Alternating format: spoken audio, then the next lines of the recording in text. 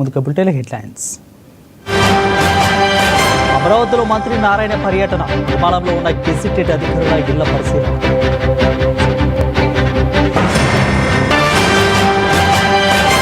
చంద్రబాబు సర్కార్పై మాజీ deputy CM Amjad బాషా fire, పేద president CM చంద్రబాబుకు ఆలోచన. చంద్రగ్రహణం కారణంగా శ్రీవారి ఆలయం మూసివేత, రేపు ఉదయం 3 గంటలకు తెరవనున్న శ్రీవారి ఆలయ ద్వారాలు. విశాఖ ఈస్ట్ ఇండియా పెట్రోలియం కంపెనీలో ప్రమాదం, పెట్రోల్ ఫిల్టరింగ్ ట్యాంక్పై పిడుగుపాటుతో మంటలు.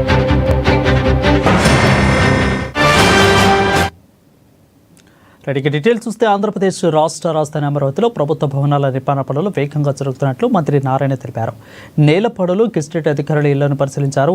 ఇక అనంతరం భవన నిర్మాణాల పనుల పురోగతిపై సిఆర్టీఏ ఇంజనీర్లు, గుత్తేదారు సంస్థ ప్రతినిధులతో భేటీ అయ్యారు. ఈ సందర్భంగా అమరావతిలో ఇళ్ల నిర్మాణం, మౌలిక వసతుల కల్పన వేగవంతం చేయాలని మంత్రి సూచించారు. ప్రస్తుతం అమరావతిలో గెజిటెడ్ అధికారులకు 14 టవర్లలో 1440 ఇళ్లను నిర్మిస్తున్నారు. ఇక టైప్ 1లో 384, టైప్ 2లో 336 ఇళ్లు, ఇక గ్రూప్ డి అధికారుల కోసం 720 ఇళ్లు నిర్మిస్తున్నట్లు తెలిపారు.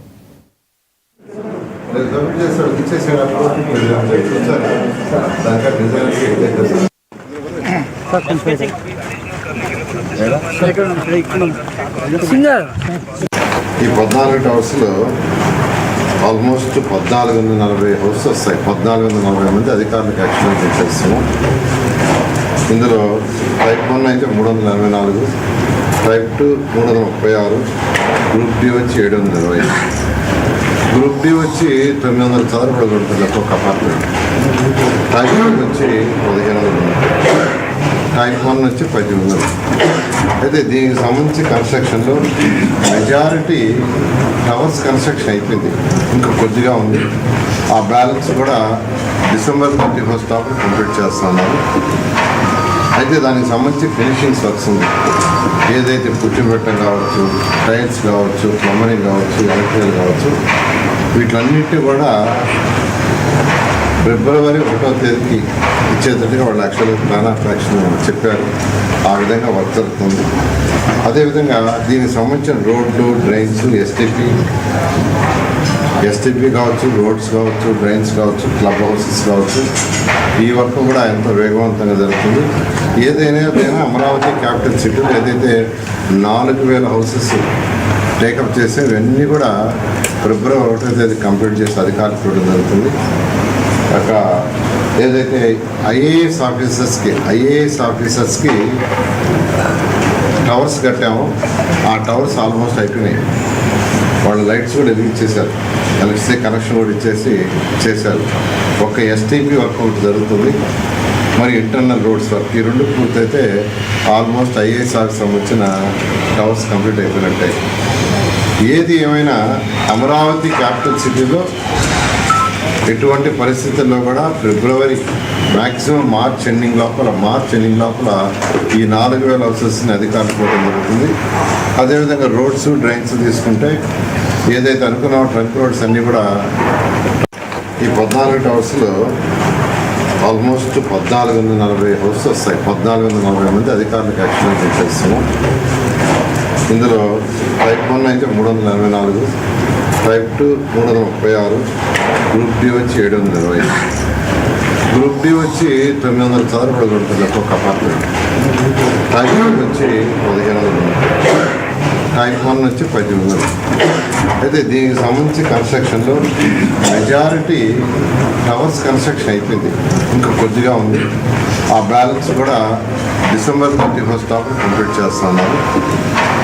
అయితే దానికి సంబంధించి ఫినిషింగ్స్ వర్క్స్ ఉంది. ఏదైతే పుట్టిపెట్టం కావచ్చు, టైల్స్ కావచ్చు, ప్లంబరింగ్ కావచ్చు, ఎలక్ట్రికల్ కావచ్చు. మెడికల్ కళాశాలను ప్రైవేటీకరణ చేయడం దారుణమని మాజీ డిప్యూటీ సీఎం అంజద్ బాషా అన్నారు. కూటమి ప్రభుత్వం పేద ప్రజలకు మోసం చేస్తుందని మండిపడ్డారు. పేద ప్రజలంటే సీఎం చంద్రబాబుకు తెలుసా అన్నారు. అసలు కానీ ప్రశ్నించారు. ఇక మరలా వైఎస్ఆర్ కాంగ్రెస్ పార్టీ అధికారంలోకి వస్తే ప్రైవేటీకరణ రద్దు చేస్తామని చెప్పారు. 100 కోట్ల రూపాయలు దుర్వినియోగం చేస్తున్నారని, ఆ డబ్బును ప్రభుత్వ ఆసుపత్రులకు కేటాయించవచ్చు కదా అని అంజద్ బాషా ఫైర్ అయ్యారు. మరి ఆ 50 సీట్లను మరి కేంద్ర ప్రభుత్వానికి దృష్టికి తీసుకెళ్లి మరి దాన్ని కూడా 150 సీట్లకు తెచ్చుకునే అధికారం చంద్రబాబు నాయుడు కాడ ఉండింది. కానీ మరి అవన్నీ కూడా ఆయన ఆలోచన చేయలే. ఆయన ఆలోచన అంతా కూడా మరి ఈ మెడికల్ కాలేజీలను ప్రైవేటీకరణ చేసేయాలి, ఆయన అనుయాయులకు మరి ఆయన నామస్మరణం చేసే వాళ్ళకందరికీ దారదత్తం చేయాలి అనే ఆలోచనతో మరి ఈ పులివెందులకు సంబంధించిన మెడికల్ కాలేజ్ మేము నిర్వర్తించలేమని చెప్పి ఈ కూటమి ప్రభుత్వం కేంద్ర ప్రభుత్వానికి లేఖ రాయడం జరిగింది.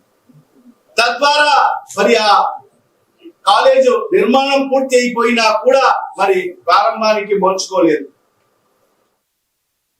విజయనగరం జిల్లా బొబ్బిలి నియోజకవర్గంలో ఉత్తమ ఉపాధ్యాయులను ఎమ్మెల్యే బేబీ నాయన సన్మానించారు. ఇటీవల ప్రభుత్వం ప్రకటించిన ఉత్తమ ఉపాధ్యాయుల జాబితాలో విజయనగరం నుంచి 76 మంది ఉత్తమ ఉపాధ్యాయులుగా ఎంపికయ్యారు. ఇక అందులో బొబ్బిలి నియోజకవర్గానికి చెందిన 12 మంది ఉపాధ్యాయులను ఎమ్మెల్యే ఘనంగా సత్కరించారు. ఇక మన నియోజకవర్గానికి చెందిన ఉపాధ్యాయులను ఉత్తమ ఉపాధ్యాయుల జాబితాలో ఎంపికపై ప్రభుత్వానికి కృతజ్ఞతలు తెలిపారు. వారిని సన్మానించే అవకాశం వచ్చినందుకు సంతోషంగా ఉందని ఎమ్మెల్యే బేబీ నాయన అన్నారు.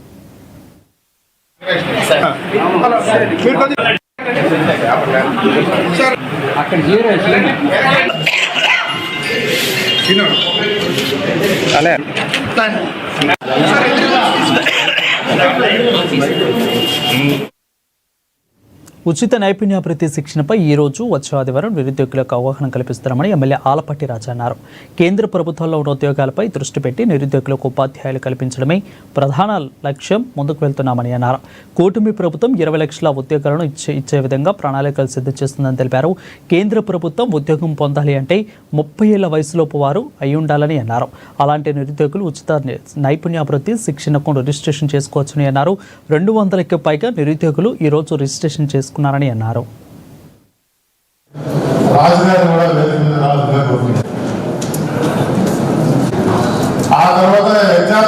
యువకులు ఎవరైతే ఉన్నారో యూత్ వీళ్ళందరికీ కూడా ఈ నోటిఫికేషన్స్ సక్రమంగా వచ్చేలాగా తెలిసేలాగా, అదేవిధంగా ఎప్పుడెప్పుడు ఉద్యోగ అవకాశాలు వస్తున్నాయి ఉండాలి, ఆ సిలబస్ ని ఏ రకంగా ఉపయోగించాలి, వాటి ద్వారా వీళ్ళందరికీ కూడా కాన్ఫిడెన్స్ లెవెల్, రీజనింగ్, అదేవిధంగా సబ్జెక్ట్ ఓరియంటేషన్ ఎట్లా ఇవ్వాలి అనే దానికి ఈ రోజున ప్రిలిమినరీ ఓరియంటేషన్ కార్యక్రమాన్ని ఇక్కడ కొనసాగించడం జరిగింది.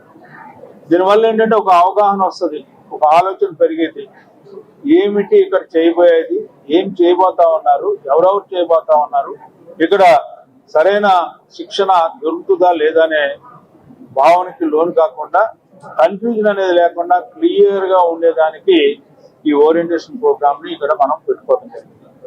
సక్సెస్ఫుల్ గా జరిగింది, ఇలాగే కొనసాగాలి. రేపు 21 కూడా ఇంకా పెద్ద ఎత్తున ఇక్కడే ఇదే హాల్లో మనం జరుపుకుంటాం. మరి ఆ రకంగా జరుపుకున్న తర్వాత అక్టోబర్ 2 నుంచి ఎటువంటి పరిస్థితుల్లో 2 సెక్షన్స్, 10th అండ్ ఇంటర్మీడియట్ ఒక సెక్షను, అదేవిధంగా డిగ్రీకి ఇంకొక సెక్షను, 120 మందితో ఫస్ట్ బ్యాచ్ ప్రారంభం కాబోతుంది అని చెప్పి యువకులు ఎవరైతే ఉన్నారో యూత్ వీళ్ళందరికీ కూడా కోర్టు ఆర్డర్స్ అంటే పోలీసులకు లెక్క లేకుండా పోయిందని మాజీ మంత్రి అంబటి రాంబాబు మండిపడ్డారు. రిటైర్డ్ అధికారుల కృష్ణమోహన్ రెడ్డి, ధనంజయరెడ్డి, గోవిందప్పకి బెయిల్ వేసును ఎందుకు విడుదల చేయడం లేదని ప్రశ్నించారు. కూటమి ప్రభుత్వం పెద్దలు చెప్పిన ఆదేశాల మేరకే జైలు అధికారులు పనిచేస్తున్నారని ప్రశ్నించారు. 1989 నుంచి రాజకీయాల్లో ఉన్నానని ఇంత దారుణమైన ఘటన ఇప్పటివరకు చూడలేదని అన్నారు.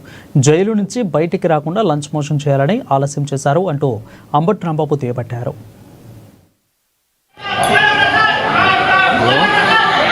ఇప్పుడు కూడా ఇన్ని సంవత్సరాల్లో ఇంత దారుణంగా ప్రభుత్వాలు వ్యవహరించడం నేను చూడలేదు. ఇవాళ జరిగినటువంటి దారుణ విచిత్రమైనటువంటి విషయాన్ని అదిగో విజయవాడ జైలు ముందు నుంచి మాట్లాడుతున్నాం. ఏమిటంటే నిన్న లిక్కర్ కేసులో మద్యం కుంభకోణం అని పెట్టినటువంటి ఒక ఫాల్స్ కేసులో 3 బెయిల్ వచ్చింది. అంతకుముందు ఒక ఆయనకు వచ్చింది, 4 బెయిల్ వచ్చింది. ఆ 3 నిన్న సాయంత్రం బెయిల్ వస్తే ధర్మంగా నిన్న సాయంత్రమే రిలీజ్ చేయాలా. సరే కోర్టులో డిలే అయింది, ఎందుకైందో అది వేరే అంశం. ఇవాళ 6:30కి రిలీజ్ చేస్తామని చెప్తే మేము 6:30కి వచ్చాం. ఇక్కడ అందరం కూడా, నాతో పాటు వైసీపీ నాయకులు అందరం కూడా 6:30కి మేము వచ్చాం. అప్పుడు అడిగితే సూపరింటెండెంట్ గారు బందర్లో బస్సు ఎక్కారు, బయలుదేరారు అని చెప్పారు. ఎంతసేపు అడిగినా ఆ బస్సు దిగట్లే ఆయన. అంటే లోకేష్ గారు, చంద్రబాబు నాయుడు గారు మీరు బస్సు దిగమాకమని చెప్పారంట. మాకు తెలిసిన సమాచారం. ఎందుకు బస్సు దిగమాకమని చెప్పారంటే ఇవాళ అసలు రిలీజ్ చేయొద్దు, మేము ఎవరైతే ఈ ముగ్గురికి లోయర్ కోర్టు బెయిల్ ఇచ్చిందో ఏసీబీ కోర్టు, దీని మీద మేము హైకోర్టులో హౌస్ మోషన్ మూవ్ చేస్తున్నాము, కాబట్టి హౌస్ మోషన్ ఆర్డర్ వచ్చేంత వరకు మీరు బస్సు దిగొద్దు అని చెప్పారంట. బస్సు దిగిపోతే ఎవరైతే ముద్దాలుగా చెప్పబడుతున్నారో వాళ్ళు నేను సాయంత్రం రిలీజ్ కావాల్సిన వాళ్ళు నేను సాయంత్రం రిలీజ్ చేయకుండా ఇప్పుడు దాకా అడ్డు పెట్టారు. మా యొక్క నిరసనను మీ ద్వారా, ముఖ్యంగా మీ ద్వారా, మీడియా ద్వారా అందరికి తెలియజేసినందుకు మీ అందరికీ ధన్యవాదాలు చేస్తున్నాము. మీ ద్వారా జైలు అధికారులకు కానీ ప్రభుత్వాన్ని కానీ మీ ద్వారా వెళ్ళింది, మీ ద్వారా మీ వల్లే మా వాళ్ళు రిలీజ్ అయ్యారని కూడా మీకు అందరికీ ధన్యవాదాలు తెలియజేసుకుంటున్నాను.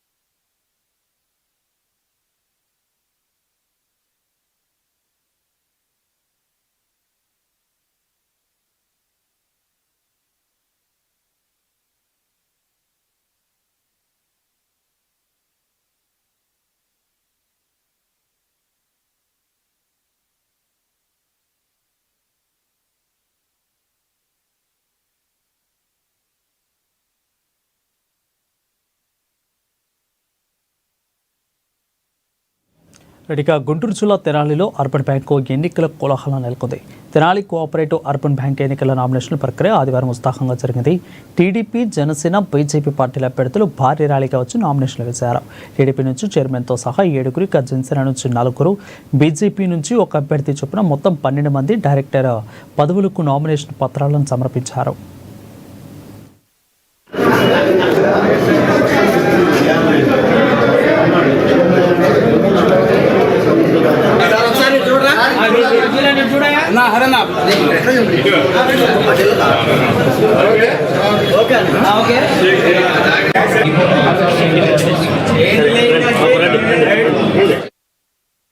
కృష్ణా జిల్లా మోపిదేవి గ్రామంలో ప్రసిద్ధ పుణ్యక్షేత్రాన్ని AP high court justice A Harinatha Sharma కుటుంబం సమేతంగా దర్శించుకున్నారు. ఇక శ్రీవల్లి దేవసేవన సమేత శ్రీ సుబ్రహ్మణ్యేశ్వర స్వామి వారి దేవస్థానానికి విచ్చేసిన వారికి ఆలయ అధికారులు పూర్ణ కుంభంతో స్వాగతం పలికారు. ఆలయ ఆవరణలో గల నాకపుట్టలో పాలు పోసి మొక్కుబడులను చెల్లించుకున్నారు, స్వామివారిని దర్శించుకున్నారు. ఇక ఆలయ అర్చకులు ప్రత్యేక పూజలు నిర్వహించగా జస్టిస్ హరిహరనాథ శర్మ కుటుంబ సభ్యులు భక్తి శ్రద్ధలతో పాల్గొన్నారు. ఆలయ అధికారులు ఆలయ మర్యాదలతో ఘనంగా సత్కరించి ప్రసాదాలను అందజేసి స్వామివారి చిత్రపటాన్ని బహుకరించారు.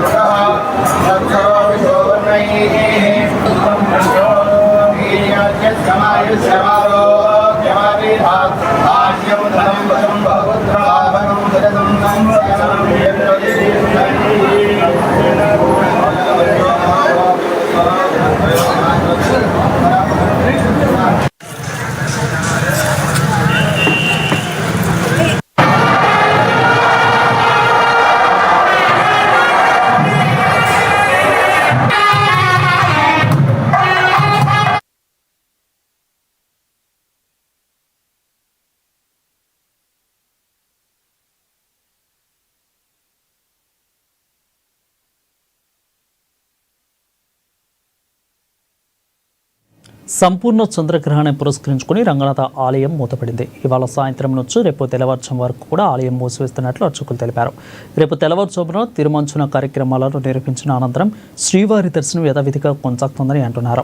ఇక రాహుగ్రస్త సంపూర్ణ చంద్రగ్రహణం కావడంతో కుంభరాశి వారు గ్రహణ ఖగోళ దృశ్యాన్ని చూడకూడదన్న నియమాన్ని శాస్త్రం వివరిస్తుందంటున్న స్నానాచరులతో నరసింహాచార్యులతో మా నెల్లూరు ప్రతినిధి శ్రీధర్ ఫేస్ టు ఫేస్.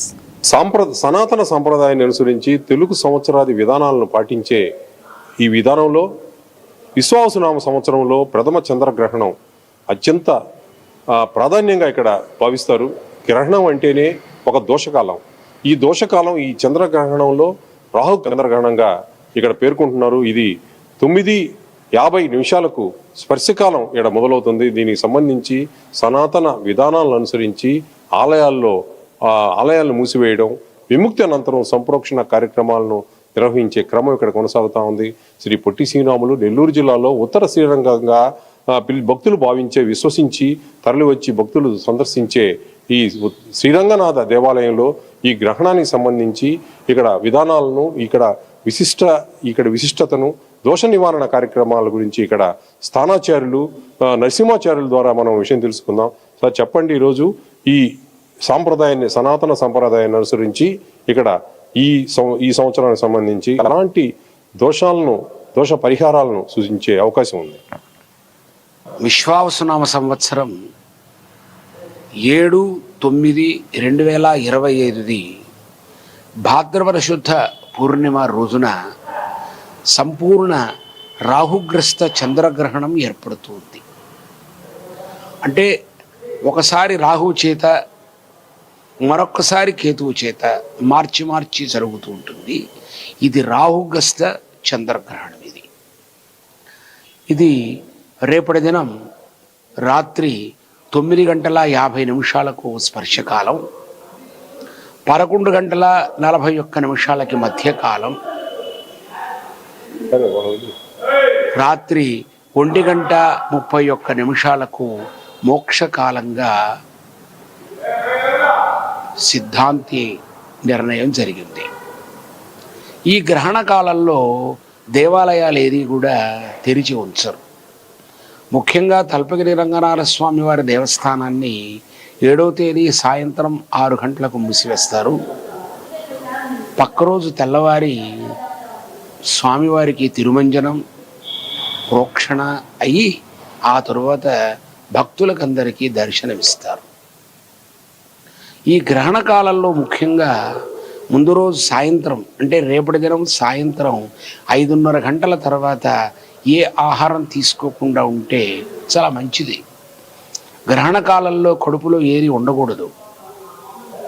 ఆ రేస్ యొక్క ప్రభావం మన మీద ఉంటుంది అని శాస్త్రజ్ఞులందరూ కూడా చెప్తారు. అటు శాస్త్రము చెప్తుంది, ఇటు విజ్ఞానము చెప్తుంది. ఇకపోతే గ్రహణం వదిలిన తర్వాత మాత్రమే ఆహారం తీసుకోవడం మంచిది. ఇక ఈ గ్రహణం ఈసారి కుంభరాశిలో శతభిషం మరియు పూర్వభద్ర నక్షత్రాలలో ఏర్పడుతూ ఉంది. కాబట్టి కుంభరాశి వారు ఈ గ్రహణాన్ని చూడరాదు. ఇది కాకుండా ఈ సంవత్సరం మిగతా అనేకములైనటువంటి రాసుల వారికి కూడా ఇందులో దోషం ఉంది. అందులో ముఖ్యంగా వృషభ, మిథున, కటక, సింహ రాసులను వదిలిపెట్టి తక్కిన రాసుల వాళ్ళందరికీ కూడా ఈ గ్రహణ దోషం ఉన్నది. ఈ గ్రహణ దోషం అనేటువంటిది 6 నెలల వరకు ఉంటుంది. ఎవరు భయపడాల్సిన అవసరం లేదు.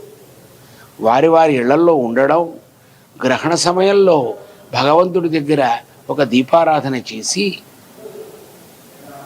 శుచిగా కూర్చొని భగవన్నామాన్ని మనం జపించడం. ఎవరైతే ఆ సమయంలో భగవన్నామాన్ని జపిస్తారో దానికి 100 రెట్ల ఫలితం ఉన్నది అని శాస్త్రం. ఈ చంద్రగ్రహణానికి సంబంధించి రాహుగ్రస్తంగా జరిగే ఈ గ్రహణానికి సంబంధించి అనేక సోషల్ మీడియాలో అనేక అవాస్తవాలను కూడా ప్రచారం చేయడం కూడా జరుగుతుంది. అయితే ఇక్కడ మనం చూసినట్టయితే ఇక్కడ స్థానాచార్యులు, నరసింహాచార్యులు, ఇక్కడ రంగనాథ ఆలయంలో ఉన్న స్థానాచార్యులు ఇక్కడ ఉన్న సాంప్రదాయాన్ని అనుసరించి ఆలయాన్ని మూసివేయడం, ఉదయాన్నే శుద్ధి చేయడం, తిరుమంజసం నిర్వహించి దర్శనం ప్రారంభించడం జరుగుతుంది. ఇక్కడ ఆలయంలోనే ఇలాంటి సాధారణమైన క్రమం కొనసాగుతుంది. గ్రహణ కాలంలో మాత్రమే ఆలయాన్ని మూసి ఉంచే సాంప్రదాయాన్ని పాటిస్తారు. దైవ ప్రార్థన మాత్రమే ఆ సమయంలో చేసుకోవడం ద్వారా మంచి జరుగుతుందని కూడా తెలియజేయడం జరిగింది. ఇక్కడ మనం చూసినట్టయితే ఇలాంటి సనాతన సాంప్రదాయానికి సంబంధించిన అంశాలను ఇక్కడ స్థానాచారులు, శాస్త్ర సమ్మతమైన వారు, శాస్త్ర పరిజ్ఞానం ఉన్న వారి ద్వారా తెలుసుకొని ఈ వదంతుల నుంచి దూరంగా ఉండాల్సిన అవకాశం కూడా ఉంది. కెమెరా పర్సన్ విజయ్తో శ్రీధర్, ANN న్యూస్, నెల్లూరు. ఇక ప్రకాశం జిల్లా మార్కాపురంలోని ప్రధాన ఆలయాలను సంపూర్ణ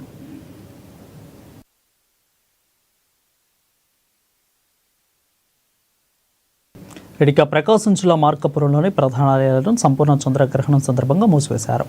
ఇక పట్టణంలోని శ్రీ లక్ష్మీ చెన్నకేశవ స్వామి, జగదాంబ సమేత శ్రీ మార్కండేయేశ్వర స్వామి ఆలయాల ద్వారాలను ఆలయ అర్చకులు మూసివేశారు. చంద్రగ్రహణం సందర్భంగా భక్తులు వేకువజామున స్వామివారి దర్శించుకున్నారు. చంద్రగ్రహణ ప్రభావం దేశవ్యాప్తంగా ఉందని ఆలయ ప్రధాన అర్చకులు అప్పన్నాచార్యులు తెలిపారు. చంద్రగ్రహణ దోషం దేవతలపై పడకూడదని ఆలయాపన ద్వారాలను మూసివేస్తామని అన్నారు. ఇక ఈ రాత్రి చంద్రగ్రహణం ఈరోజు రాత్రి 9:50 ప్రారంభమై దాదాపు 12:50 వరకు ఉంటుందని అన్నారు. 7వ తేదీ సెప్టెంబర్ ఆదివారం రాహుగ్రస్త చంద్రగ్రహణం కారణంగా దేవాలయాలు భారతదేశంలో మన ఈ చంద్రగ్రహణం కనిపిస్తుంది. కావున దేశంలో ఉన్న దేవాలయాలన్నీ కూడా ఒక శ్రీకాళహస్తి తప్ప మిగతా దేవాలయాలన్నీ కూడా గ్రహణ దోష ప్రభావం చేత మధ్యాహ్నం 11 గంటల నుంచి ఉదయం మరుసటి రోజు అనగా సోమవారం ఉదయం 6 గంటల వరకు దేవాలయాలు మూసివేసి ఉంటాయి. తర్వాత సంప్రోషణ అనంతరం దేవాలయాలు శుద్ధి చేసుకొని పుణ్యహవచనంతో మళ్ళా భక్తులకు దర్శనమిస్తారు స్వామివారు. కావున 50 మంది భక్తాదులు ఈ యొక్క సౌకర్యాన్ని వినియోగించుకొని అందరూ కూడా ఈరోజు మధ్యాహ్నం 11 గంటల నుంచి రేపు ఉదయం 6 గంటల వరకు భక్తులందరూ కూడా ఈ దర్శన అవకాశాలు ఉండవు కాబట్టి ఎవరు కూడా దేవాలయాలకు ఎక్కడా కూడా దర్శనాలు లభించవు. కావున మరుసటి ఉదయం 6 గంటల నుంచి స్వామివారి దర్శనాలు మీకు అవుతాయి కాబట్టి ఈ సౌకర్యాన్ని వినియోగించాల్సిందిగా కోరుచున్నాం. అదేవిధంగా ఈ రాహుగ్రస్త చంద్రగ్రహణ దోష ప్రభావం పూర్వాభాద్ర నక్షత్ర జాతకులకు, శతభిష నక్షత్ర జాతకులకు, కుంభరాశి వారికి ఉంటుంది. అందువలన ఈ గ్రహణాన్ని వారు చూడకూడదు. అదేవిధంగా గర్భిణీ స్త్రీలు కూడా మధ్యాహ్నం 12 గంటల నుంచి రేపు ఉదయం 5 గంటల వరకు గర్భిణీ స్త్రీలు కూడా ఇంట్లో నుంచి బయటికి రాకూడదు. వారు కూడా ఈ గ్రహణాన్ని చూడకూడదు. ఆ దోష ప్రభావం మన శాస్త్ర ప్రకారం ఉంటుందని చెప్పి మనందరికీ కూడా విదితమే. కావున ఈ దోష పరిహారం ఏమయ్యా అంటే మరుసటి రోజు తలంటు స్నానం చేసి శివాలయాల్లో బ్రాహ్మణులకు కేజింబావు బియ్యము, కేజింబావు మినుములు, అదేవిధంగా వెండి నాగపడిగ నెయ్యిలో ముంచి ఆ దర్శన తాంబూలంతో అక్కడ ఉన్న బ్రాహ్మణుడికి ఇచ్చినందువలన ఈ పరిహారం లభిస్తుందని చెప్పి మనకు శాస్త్రాలు తెలుపుతున్నాయి. కావున అందరూ కూడా ఈ యొక్క పరిహారం చేసుకోవాల్సిందిగా కోరుచున్నాం. సంపూర్ణ చంద్రగ్రహణం కారణంగా కోనసీమ తిరుమల వాడపల్లి శ్రీ వెంకటేశ్వర స్వామి వారి ఆలయాన్ని మధ్యాహ్నం 1 గంట వరకు ఆలయ అర్చకులు మూసివేశారు. తిరిగి సంప్రోక్షణ అనంతరం రేపు ఉదయం 7 గంటలకు స్వామివారి ఆలయాన్ని తెరవనున్నారు. ఇక భక్తులందరూ ఈ అంశాన్ని గ్రహించాలని ఆలయ డిప్యూటీ కమిషనర్ నల్లం సూర్య చక్రధరరావు తెలిపారు.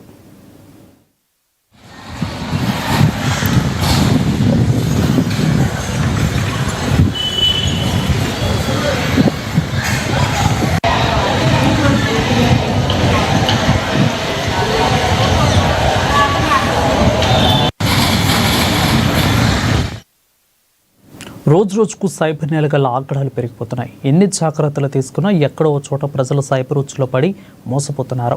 పల్నాడు జిల్లా సత్తెనపల్లిలో స్టాక్ ట్రేడింగ్ పేరుతో ఓ ఘరానా మోసం వెలుగు చూసింది. స్టాక్ ట్రేడింగ్లో అధిక లాభాలు వస్తాయని ఆశ చూపి ప్రభుత్వ ఉపాధ్యాయుడు కోటేశ్వరరావు నుంచి దాదాపు 64.50 లక్షల రూపాయలను దోచుకున్నారు. ఇక భార్యాభర్తల ఖాతాల నుంచి విడతల వారీగా 64,50,000 రూపాయలను కాజేశారు. మోసపోయినట్టు గ్రహించి కోటేశ్వరరావు పోలీసులకు ఫిర్యాదు చేయడంతో ఐటీ యాక్ట్ కింద కేసు నమోదు చేసి దర్యాప్తు చేస్తున్నారు. మనకి నిన్నటి రోజున సత్తెనపల్లి టౌన్ పోలీస్ స్టేషన్లో ఒక కేసును నమోదు చేశాము. దీంట్లో ఒక ఫిర్యాదుదారుడు ఒక వాట్సాప్ గ్రూప్కి వచ్చినటువంటి ఒక లింకుని ఆధారం చేసుకొని ఎవరైతే ఆన్లైన్లో ఫ్రాడ్స్ చేసేటటువంటి వాళ్ళు ఉంటారో వారి యొక్క పంపినటువంటి లింకును నమ్మి ఆ గ్రూప్లో సభ్యుడిగా చేరి ఆ తర్వాత వాళ్ళు చెప్పిన విధంగా ఒక స్టాక్ బ్రోకర్ యాప్ ఏదైతే ఉంటుందో దాన్ని వాళ్ళు చెప్పిన విధంగా దాన్ని ప్లే స్టోర్లో నుంచి డౌన్లోడ్ చేసుకొని ఆ తర్వాత వాళ్ళు చెప్పిన విధంగానే వారు చెప్పినటువంటి బ్యాంక్ అకౌంట్స్కి యూపీఐ అకౌంట్స్కి సుమారుగా ఒక 64 లక్షల రూపాయలను ఆన్లైన్లో ట్రాన్స్ఫర్ చేసి వాళ్ళు చూపించేటటువంటి వ్యాలెట్ని నిజమైనదిగా నమ్మి అతను సుమారుగా ఒక నెల రోజుల వ్యవధిలో అంటే జూన్ 25వ తారీఖు నుండి ఆగస్టు 29 మధ్య కాలంలో ఈ నగదునంతా కూడా వాళ్ళ యొక్క ఫ్రాడ్స్టర్స్ యొక్క అకౌంట్స్లోకి బదిలీ చేయడం జరిగింది. ఎప్పుడైతే వాళ్ళు వాలెట్లో ఉండేటటువంటి నగదుని విత్డ్రా చేసుకోవడానికి తను సబ్మిట్ చేసినప్పుడు దాన్ని అలో చేయని సందర్భంలో వాళ్ళు ఇచ్చిన అడ్రస్కి వెళ్ళటము అది ఫేక్ అని అర్థం కావటం ఆ తర్వాత దాన్ని రిపోర్ట్ ఇస్తే దాన్ని మేము కేసు నమోదు చేసుకుని ఈ రోజున దర్యాప్తు చేస్తూ ఉన్నాము. ఈ సందర్భంగా ప్రజలందరికీ మేము చెప్పేది ఏంటంటే ముఖ్యంగా ఈ ఆన్లైన్ మోసాల పట్ల జాగ్రత్తగా ఉండండి. బాపట్ల జిల్లాలోని సింగరకొండ క్షేత్రాధిపతి శ్రీ లక్ష్మీ నరసింహస్వామి దేవస్థానాన్ని ఓ మహిళా భక్తురాలు భక్తి శ్రద్ధతో దర్శించారు. ఇక పౌర్ణమి సందర్భంగా మహిళా భక్తులు 6 కిలోమీటర్లు నడుచుకుంటూ స్వామివారి నామాన్ని శ్లోకాలను ఉచ్చరిస్తూ గిరి ప్రదక్షిణ చేశారు. అనంతరం కొండపైకి మెట్ల మార్గంలో వెళ్లి శ్రీ లక్ష్మీ నరసింహస్వామి వార్లను దర్శనం చేసుకోవడం జరిగిందని మహిళ తెలిపారు.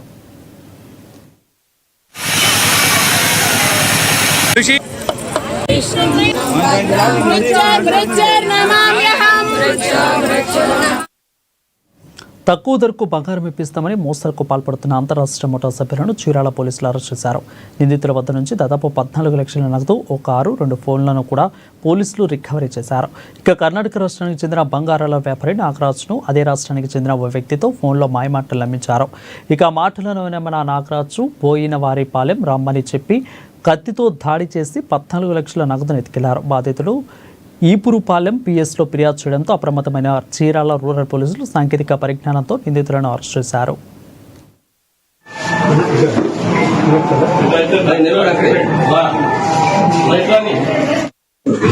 ఈ యువరాజు అనే వ్యక్తి వాళ్ళ దగ్గరికి వెళ్ళి మా రిలేటివ్స్ అట్లాంటి వాళ్ళు మన చీరాల ఏరియాలో ఉన్నారు, అక్కడ గోల్డ్ అనేది బాగా చౌకగా దొరుకుతుంది, అన్ని చోట్ల ఒక గ్రాము 10,000 ఉంటే చీరాల ఏరియాలో గ్రాము 7,000 రూపాయలకే ఇస్తారు, మీరు సరేనంటే నేను మీతో పాటు వచ్చి ఆ గోల్డ్ని, అక్కడ గోల్డ్ ఉంది, కొంత గోల్డ్ ఉంది, మీరు వచ్చి చెక్ చేసుకొని ఈ గోల్డ్ కొనుక్కొని పోవచ్చు, చౌకగా కొనుక్కొని పోవచ్చు అంటే వీళ్ళు 1-2 సార్లు మాట్లాడుకొని ఇతను కంటిన్యూస్ గా వాళ్ళకి ఫోన్లు చేస్తూ ఉండేటప్పటికీ వాళ్ళు ఏమనుకున్నారంటే ఒకసారి వచ్చి ఆ గోల్డ్ కరెక్టా కాదా అనేది వెరిఫై చేసుకుందామని చెప్పేసి ఇప్పటికి 15 రోజుల క్రితం ఈ నాగరాజు వాళ్ళ అన్నయ్య ఇద్దరు కలిసి మన చీరాల ఏరియాకి రావడం జరిగింది. ఇక్కడ ఈ సాతుపాటి యువరాజ్ వాళ్ళ బంధువులు కొంతమంది కలిసి ఒక గోల్డ్ ఆర్నమెంట్ ని చూపించారు. వాళ్ళకి చూపిస్తే ఈ ఫిర్యాదు ఏం చేశారు, దాన్ని చెక్ చేసుకోవడం జరిగింది. చెక్ చేసుకున్న తర్వాత అది original gold, okay original gold అని నిశ్చయించుకొని వీళ్ళు మళ్ళీ తిరిగి వెళ్ళారు. ఈ యువరాజు అనే అతను అక్కడికి వెళ్ళిన తర్వాత వాళ్ళని కలిశారు. ఇప్పుడు ఫిర్యాదుదారులు ఆల్రెడీ చెక్ చేసుకున్నారు, ఇది ఒరిజినల్ గోల్డ్ అని చెప్పేసి సంతృప్తి చెంది దీన్ని మేము తీసుకుంటాము, మీ దగ్గర ఎంత గోల్డ్ అయితే ఉంటే అంత గోల్డ్ మేము కొంటాము, చౌకగా కొంటాము అని చెప్పేసి ఆశపడ్డారు. అంటే గ్రాము మామూలుగా అయితే 10,000 ఉంది, ఇక్కడ చీరాల ఏరియాలో 7,000కి ఇస్తారనగానే ఆశపడ్డారు. వీళ్ళు మా దగ్గర సుమారు 1/2 కేజీ బంగారం ఉంది, మీరు రావచ్చు అని చెప్పి చెప్పడంతో నిన్న ఈ ఫిర్యాది నాగరాజు వాళ్ళ అన్నయ్య కలిసి ఆ ట్రైన్ లో బయలుదేరి అక్కడ నుంచి నర్సాపేట. మరిన్ని అప్డేట్స్ కోసం చూస్తూనే ఉండండి ఏఎన్ఎన్ తెలుగు న్యూస్.